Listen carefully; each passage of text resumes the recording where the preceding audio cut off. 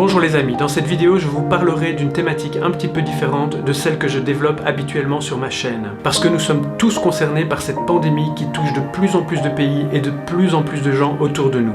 Un vent de panique souffle sur les populations des pays les plus touchés et l'économie mondiale est en train de s'effondrer. Tout cela est allé très vite. Il y a quelques semaines à peine, on regardait de loin et sans s'en inquiéter cette petite épidémie venue de Chine. Pour faire face à cette pandémie, des centaines de millions de personnes de pays de tous les continents sont mises en quarantaine, les écoles, les commerces, les transports en commun et la plupart des lieux publics sont fermés. L'activité socio-économique est tout bonnement mise à l'arrêt. Toutes ces mesures drastiques et historiques, qui compliquent pas mal la vie des jeunes, visent à sauver la vie des personnes âgées et fragiles. Ces mesures de confinement dignes d'États en guerre devraient montrer leurs effets après plusieurs semaines. Par contre, je pense qu'une non-exposition au virus ne permettra pas à l'humanité de développer une immunité collective. Et ce virus pourrait donc réémerger encore plus dangereux à l'avenir. Qui suis-je ? Je possède un master en journalisme et des années d'expérience dans la communication. J'ai lu des milliers d'articles sur cette thématique et je voulais vous faire bénéficier des informations que j'ai récoltées et de mes conclusions ainsi que mes prédictions. Cette pandémie reflète déjà l'échec de la mondialisation et du capitalisme, mais aussi le succès de la société de l'information. Chacun est informé instantanément et chacun a son avis sur la question. Du coup, je voulais aussi vous partager le mien dans cette vidéo. Cela fait plusieurs semaines que je récolte des informations, je me suis décidé à en faire une vidéo. Je donnerai d'abord quelques informations théoriques sur le Covid-19. Sa définition, son origine, ses symptômes, son taux de mortalité, ses modes de transmission, les mesures de prévention à prendre pour ne pas l'attraper, les traitements en cours et les espoirs de vaccins. Je parlerai aussi du rôle déterminant que jouent les médias dans la propagation de la peur et des mythes autour de cette maladie, ainsi que les impacts économiques majeurs et les impacts sur nos modes de vie qu'engendre cette épidémie associée à ce surplus d'informations alarmantes. J'essaierai de comprendre si nous faisons face à une psychose collective, à un danger réel ou, paradoxalement, à une chance inouïe pour l'humanité. Vous allez comprendre dans les conclusions de cette vidéo. Dans la suite de cette vidéo, j'exposerai qui sont les grands gagnants et les grands perdants de cette crise mondiale. Enfin, je me risquerai à énoncer quelques prédictions sur l'évolution de cette épidémie, ses répercussions sur le court, moyen et le long terme. Il s'agit bel et bien d'une pandémie. Je ne comprends pas pourquoi l'OMS a tant tardé à utiliser ce terme. Je ne donnerai aucun chiffre sur le nombre de cas dans le monde et le nombre de décès associés à l'instant où je fais cette vidéo. Cela n'a pas de sens car ces informations sont en constante évolution, jour par jour, heure par heure, minute par minute. Comme cette vidéo porte sur un sujet sensible, elle risque d'être démonétisée. Du coup, je compte sur vous pour la partager, la liker et vous abonner à ma page. Quelques rappels théoriques. Covid-19 est le nom de la maladie causée par le dernier coronavirus, le SARS-CoV-2. L'épidémie a commencé à Wuhan, en Chine, en décembre 2019. Contrairement à ce qui a été largement diffusé, et comme je vais l'expliquer, le Covid-19 est beaucoup plus grave qu'une simple grippe. En effet, le Covid-19 provoque une pneumonie virale bien plus dangereuse que la grippe. Et à part les enfants, il peut toucher tout le monde avec un taux de mortalité plus élevé chez les personnes plus faibles ou plus âgées. Il y a eu plein de chiffres sur le taux moyen de mortalité. Celui-ci est d'environ 3% dans la population générale et il varie bien sûr avec l'âge. Jusqu'à 39 ans, le taux de mortalité reste assez bas, à 0,2%. Puis, il passe à 0,4% chez les quadragénaires, 1,3% chez les 50-59 ans, 3,6% chez les 60-69 ans et 8% chez les 70-79 ans. Les personnes âgées de plus de 80 ans sont les plus à risque, avec un taux de mortalité de 14,8%. C'est énorme. Aucun décès n'est à déplorer parmi les enfants de moins de 10 ans. Ça, c'est une bonne nouvelle. Ce qui est inquiétant par contre, c'est que selon certains experts, 50% de la population pourrait attraper le coronavirus si rien n'est fait pour contrer ce dernier. Donc, dans le pire des scénarios, si on prend un taux de mortalité moyen et général de 3%, cela fait 3% de décès sur 50% de la population mondiale. On arrive à 112 millions et demi de décès potentiels. C'est énorme, mais pas de panique. En réalité, le taux de mortalité va sûrement diminuer dans le temps grâce aux mesures prises par les gouvernements, mais aussi car la population va développer une immunité et on va aussi davantage comptabiliser les nombreux cas de personnes qui ne présentaient aucun symptôme. Les coronavirus ne sont pas nouveaux. Ils forment une vaste famille de virus qui peuvent être pathogènes chez l'homme et chez l'animal. Chaque coronavirus cause une infection différente, qui peut aller du rhume au syndrome respiratoire aigu sévère. Des coronavirus célèbres ont déjà touché l'humanité par le passé. On pense au SRAS en 2003 et au MERS en 2012. Alors le SRAS est associé au civet, un petit mammifère, tandis que le MERS est lui transmis par les dromadaires. Les sources animales du Covid-19 n'ont pas encore été clairement confirmées. Les chauves-souris ou encore les pangolins ont été suggérés. Les symptômes les plus courants du Covid-19 sont de la fièvre, de la fatigue et une toux sèche. Certains patients présentent des douleurs, une congestion nasale, un écoulement nasal, des maux de gorge ou encore une diarrhée. Ces symptômes sont généralement bénins et apparaissent de manière progressive. Le virus s'installe d'abord dans la gorge, provoquant une inflammation et une sensation de gorge sèche. Ce symptôme peut durer 3 à 4 jours. Le virus voyage ensuite à travers l'humidité présente dans les voies respiratoires, il descend dans la trachée, puis s'installe dans les poumons, provoquant une pneumonie. Cette étape dure environ 5 à 6 jours. La pneumonie se produit par une forte fièvre et des difficultés à respirer, mais elle n'est pas accompagnée des frissonnements classiques. Si vous avez la sensation de vous étouffer, contactez immédiatement votre médecin. Certaines personnes, bien qu'infectées, ne présentent aucun symptôme et se sentent bien. La plupart des personnes guérissent sans avoir besoin de traitement particulier. Les personnes les plus à risque sont donc les personnes âgées et souffrant de comorbidités comme l'hypertension, le diabète, des problèmes cardiaques ou encore d'autres maladies.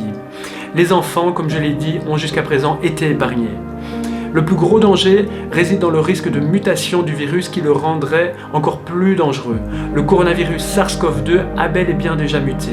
Il y a même eu plusieurs mutations, mais contrairement à ce qu'on pourrait penser, c'est tout à fait normal et cela arrive fréquemment chez les virus. Le Covid-19 ne se balade pas dans l'air, il se transmet d'une personne à l'autre par le biais de gouttelettes respiratoires expulsées par le nez ou encore la bouche lorsqu'une personne tousse ou éternue. Ces gouttelettes peuvent se retrouver sur des objets ou des surfaces autour de la personne en question. On peut alors contracter le Covid-19 si on touche ces objets ou ces surfaces et puis qu'on se touche le nez, les yeux ou la bouche. Il est également possible de contracter le Covid-19 en inhalant des gouttelettes d'une personne malade qui vient de tousser ou d'éternuer. C'est pourquoi il est important de se tenir à une distance d'une personne malade. Les coronavirus peuvent rester sur les surfaces de quelques heures à plusieurs jours. Ceci peut dépendre de différents paramètres, comme le type de surface, la température ou encore l'humidité ambiante. La période d'incubation du Covid-19 dure de 1 à 14 jours, et le plus souvent autour de 5 jours. La période d'incubation du coronavirus est donc beaucoup plus longue que celle de la grippe. Autrement dit, une personne peut transmettre le virus sans s'en apercevoir beaucoup plus longtemps, sans compter les porteurs sains qui, eux, ne déclarent aucun symptôme, mais peuvent aussi être contagieux. Lorsque le virus se trouve sur des surfaces métalliques, il survit pendant environ 12 heures. Ainsi, lorsque vous touchez des surfaces métalliques telles que des poignées de porte, des appareils électroménagers, des barres de tramway, etc., lavez-vous bien les mains et désinfectez-les soigneusement. Le virus peut survivre niché dans les vêtements et les tissus pendant environ 6 à 12 heures. Les détergents normaux peuvent le tuer. Pour les vêtements qui ne peuvent pas être lavés tous les jours, vous pouvez les exposer au soleil de façon prolongée. Le Covid-19 ne résistera pas. Certains médecins ont déclaré que la prise anti-inflammatoire pourrait être un facteur d'aggravation de l'infection. Selon certains experts, une deuxième vague de contamination va toucher des gens plus jeunes, même sans antécédents médicaux. Par contre, comme je le disais, le fait de mettre tout le monde en quarantaine ne va peut-être pas aider à développer une immunité collective. Le virus pourrait dès lors revenir encore plus fort dans le futur. Un autre danger réside dans le risque de mutation du virus qui le rendrait encore plus virulent, même si c'est quelque chose qui arrive fréquemment chez les virus. Voici quelques idées reçues sur le Covid-19. Non, le virus n'a pas été créé en laboratoire et puis breveté. En effet, on a analysé les séquences du virus en créant des arbres phylogénétiques. On peut remonter ainsi l'origine d'un virus et on sait que ce coronavirus vient d'un virus qui est présent naturellement chez certains animaux, chez certaines chauves-souris et également chez le pangolin. On sait que le virus est passé directement de la chauve-souris ou du pangolin à l'homme. Non, le virus ne se transmet pas par les moustiques. Non, le cannibalisme n'est pas à l'origine du Covid-19. Non, les colis provenant de Chine ne sont pas dangereux. Non, les Africains ne sont pas plus résistants face au virus. Non, boire de la vodka ne guérit pas du coronavirus. Et enfin non, l'urine des enfants ne protège pas du virus. Tout cela sont des mythes propagés par les réseaux sociaux et les médias. Le virus ne résiste pas à la chaleur et il meurt s'il est exposé à des températures de 27 degrés. Il faut donc souvent consommer des boissons chaudes comme du thé, de la tisane ou de la soupe pendant la journée, ou simplement de l'eau chaude. Les liquides chauds neutralisent le virus. La taille du virus est assez grande, donc n'importe quel type de masque peut l'arrêter. Tous les médias dans le monde, aussi bien les journaux télévisés que la presse écrite ou encore la radio, font leur une de manière alarmiste depuis des semaines sur l'aggravation de l'épidémie, le décompte des personnes infectées et de morts qui ne cesse de croître, les impacts négatifs sur nos vies et j'en passe. Cela bien sûr contribue à la paranoïa et à la psychose collective. Mais pourquoi, me demanderez-vous, les médias en font-ils tant ? Tout d'abord, parce que cela représente une audience inestimée et des revenus supplémentaires. Certainement aussi parce que cette pandémie inattendue nous rappelle que nous vivons tous dans une illusion de maîtrise du monde. L'homme n'aime pas l'incertitude. Cela faisait quelques centaines d'années que l'homme avait maîtrisé les grandes famines et les épidémies. Cette pandémie est la preuve que l'homme ne maîtrise pas la nature autant qu'il le souhaite. Quand un nouveau virus survient, il ouvre une ère d'incertitude. On ne sait pas, on ne mesure pas les conséquences, les marchés détestent ça et s'effondrent, littéralement. Or, ce coronavirus, par sa nouveauté, n'est sans doute pas arrangé dans la catégorie du risque, mais plutôt dans l'incertitude. Les médias en parlent alors massivement, car tout est nouveau. Cette pandémie nous rappelle aussi que nous ne sommes guère bien plus que des animaux sauvages, comme ceux qui ont premièrement véhiculé le virus et que nous sommes très vulnérables à un vulgaire virus parasite qui n'est par ailleurs même pas considéré comme une entité vivante d'un point de vue biologique. Je vais à présent aborder les conséquences économiques. Alors vous vous en doutez, celles-ci sont majeures, désastreuses et sans précédent. Le coronavirus va tuer bien plus de petites et moyennes entreprises que d'êtres humains. La perte économique va se chiffrer en milliers de milliards d'euros, en billions. L'économie est massivement touchée à cause des mesures gouvernementales. Sans ces mesures, c'est d'ailleurs le taux de mortalité qui exploserait. Les banques centrales tentent de réagir pour redresser l'économie, mais l'effet ne sera que de courte durée, tant que le fond du problème ne sera pas résolu. L'offre et la demande mondiale diminuent. L'offre car les exportations chinoises sont en chute libre et comme presque tous les produits de base sont made in China, cela a un impact majeur sur l'économie mondiale et provoque une diminution de la croissance internationale. Les mises en quarantaine, ou devrais-je plutôt dire en quatorzaine, comme c'est en général 14 jours et non 40 dans le cadre du coronavirus Covid-19, vont bien sûr avoir un impact majeur sur l'économie, en brisant les chaînes de production et donc l'approvisionnement. La demande diminue bien sûr aussi suite à la crainte et la peur générale engendrée par les gros titres des médias et les informations fallacieuses sur les réseaux sociaux. Les petites et moyennes entreprises les plus fragiles feront faillite et un crash boursier ainsi qu'une récession économique vont inéluctablement se produire. La vitesse à laquelle cela s'est produit est sans précédent dans l'histoire de l'humanité. La consommation intérieure des pays touchés diminue et les investissements à l'étranger sont aussi en chute libre. Comme la demande du pétrole diminue, son prix va continuer à baisser fortement. Ça c'est cool pour les ménages. Les secteurs du tourisme, de l'aviation, de l'automobile, des matières premières, des banques, des technologies, des biens de consommation, du luxe, de la culture et bien d'autres sont touchés massivement. Les gens annulent par exemple leurs voyages et leurs déplacements. Certaines villes touchées seront désertées et mises sous quarantaine, comme on l'a vu à Venise et dans bien d'autres villes. Suite aux mesures de prévention prises par les gouvernements, les annulations de grands événements jouant un rôle clé dans l'économie, le sport et la culture vont s'intensifier.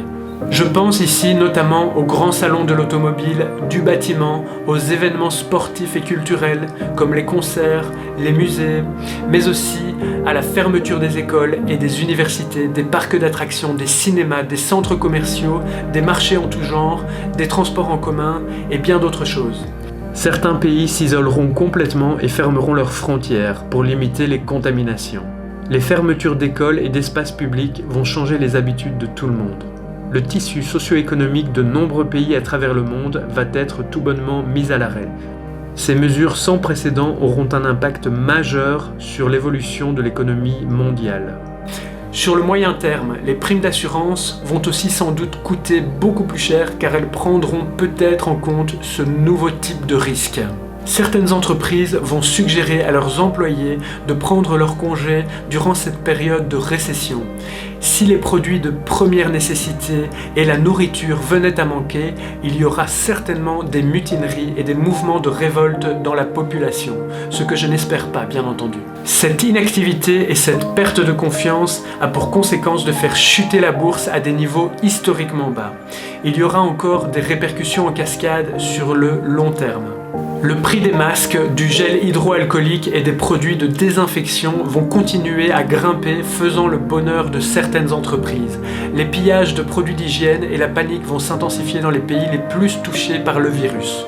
Alors, de manière anecdotique, des marques dont le nom s'apparente au mot coronavirus risquent de passer un sale quart d'heure. Je pense ici à la bière Corona ou encore à l'assurance Corona Direct parmi de nombreuses autres enseignes dans le monde. Si la crise économique perdure, les États pourront compenser l'inactivité pendant quelques semaines, voire quelques mois. Mais si ça perdure encore, les autorités devront éventuellement faire des saisies d'or et de biens chez les particuliers. Au milieu de tout ce marasme, il y a tout de même quelques points positifs. Tout d'abord, il est presque certain que la croissance reprendra fortement directement après cette pandémie. Avec la baisse de l'activité humaine et des transports aériens notamment, le taux de pollution a drastiquement diminué. Ça, c'est une bonne nouvelle. Il y aura aussi sans doute un baby-boom dû au fait que les gens restent chez eux. Il y aura donc certainement un pic de natalité l'année prochaine avec probablement une amélioration de l'économie. On peut aussi supposer qu'il y aura certainement des œuvres artistiques sur cette épidémie historique, des livres, des films et des hommages en tout genre. Cette pandémie a de nombreuses conséquences sur nos modes de vie à tous. Partout dans le monde, le Covid-19 induit de nouveaux comportements en société. La poignée de main et la bise n'ont plus la cote. Les gens se disent maintenant bonjour par un check de pied ou de coude. Le port du masque devient banal et le télétravail s'impose dans de nombreuses sociétés. Il existe plusieurs stades mis en place par les autorités des pays touchés pour freiner l'épidémie. En France, par exemple, le stade 1 consiste à éviter que le virus entre sur le territoire. Le stade 2 vise à freiner la propagation du virus par des mesures de quarantaine. Le stade 3 vise à atténuer les effets du virus en mobilisant tout le système de santé.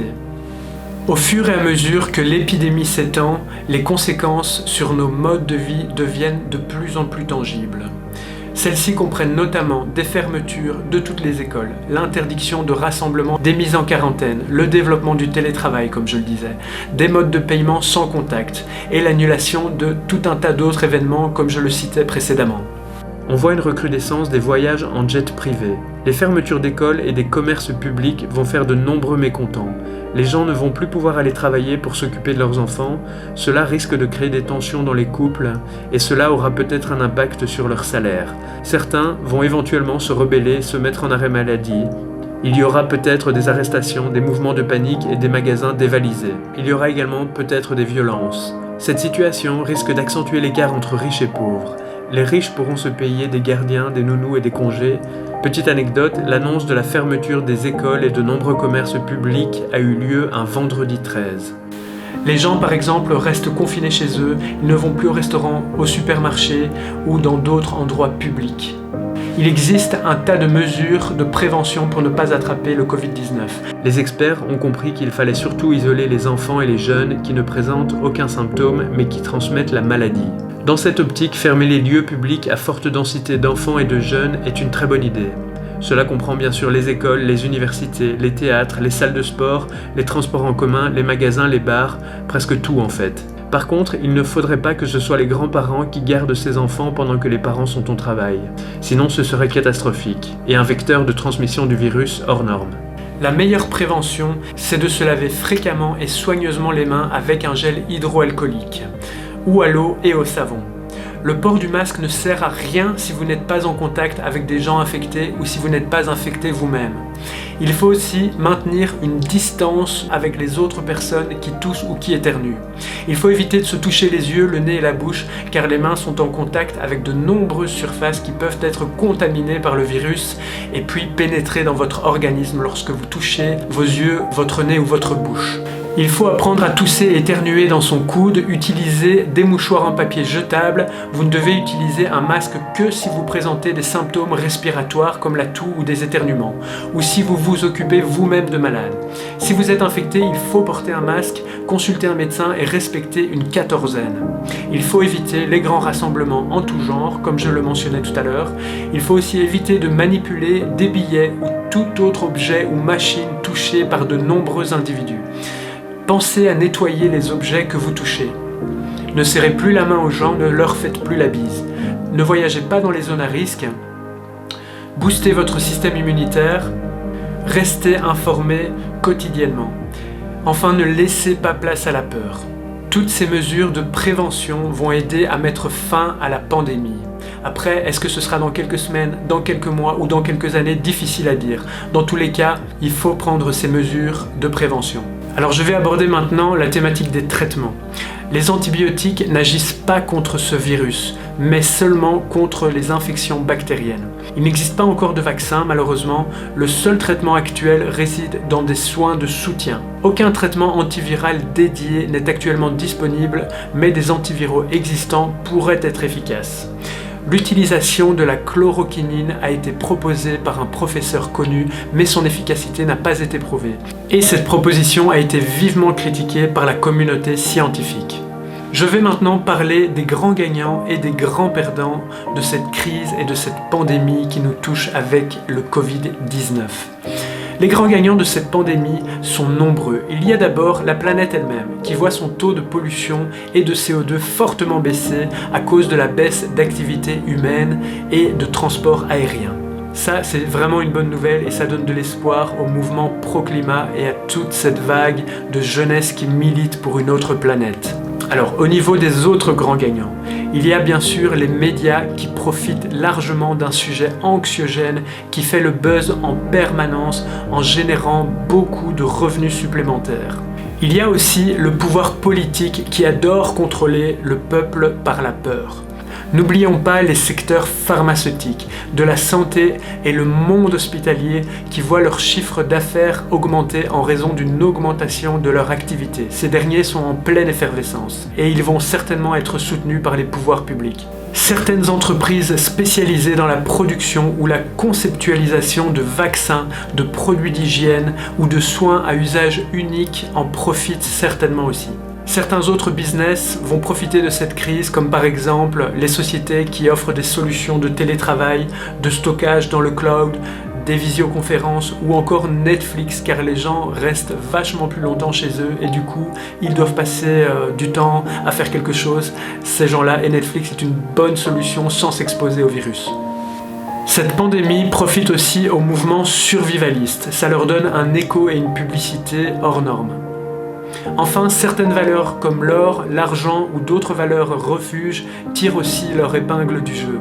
Les grands perdants sont bien sûr les personnes âgées, les victimes elles-mêmes et leurs proches. Les autres perdants sont les indépendants, les petites et moyennes entreprises, des secteurs du tourisme, du transport, du monde culturel et sportif. Les écoliers qui ratent l'école vont aussi pâtir de cette crise. Les actionnaires sont d'autres grands perdants de cette pandémie. Voilà, j'arrive à mes conclusions et à mes prédictions. La maladie Covid-19 s'étendra à tous ou presque tous les pays, mais ne provoquera certainement pas l'extinction de l'espèce humaine.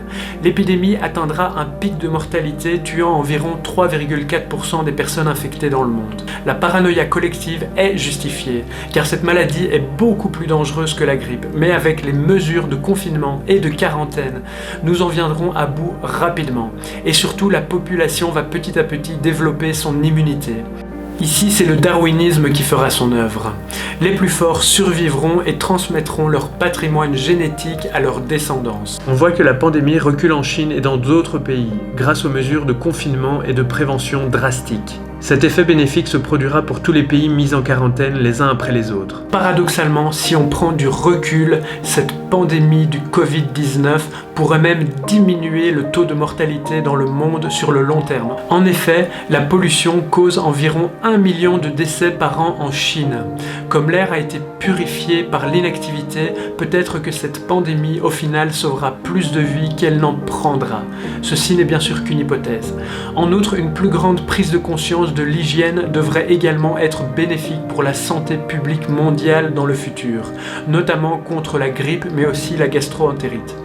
Il y aura sans doute un baby-boom dû au fait que les gens restent et sont restés beaucoup plus chez eux. Il y aura donc un pic de naissance l'année prochaine avec une forte amélioration de l'économie qui va s'en suivre.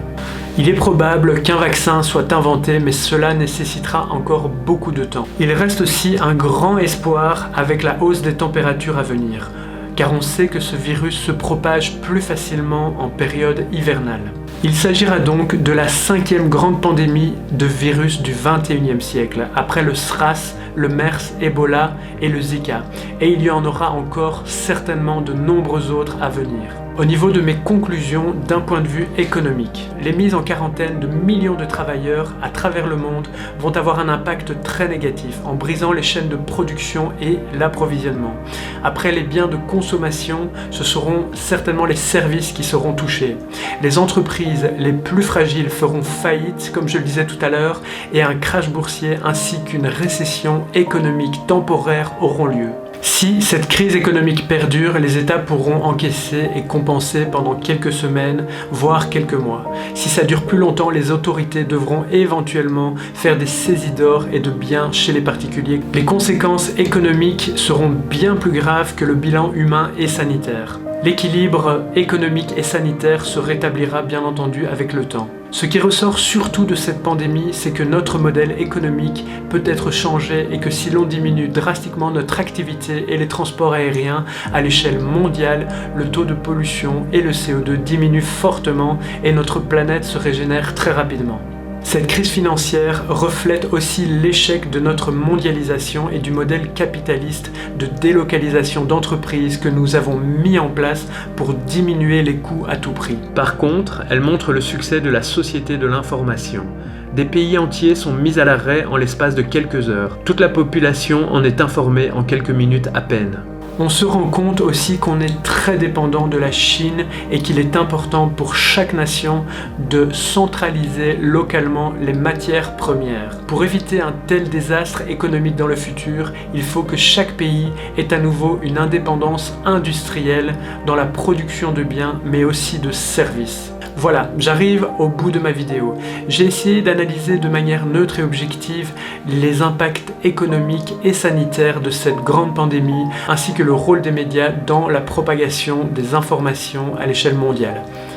J'espère vraiment qu'elle vous aura plu. Si vous pouviez mettre un petit pouce bleu, la partager et vous abonner à ma page, je vous serai reconnaissant. Je vous dis à la prochaine fois pour une autre vidéo. Prenez soin de vous et sortez couverts.